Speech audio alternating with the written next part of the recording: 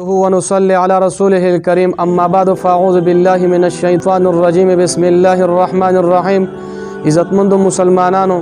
د دین اړوان دی مونږه د الله اکبر دا ترجمه وکړه او مونږه دا ویلو چې سبانه پس په ان شاء الله تعالی مونږه دا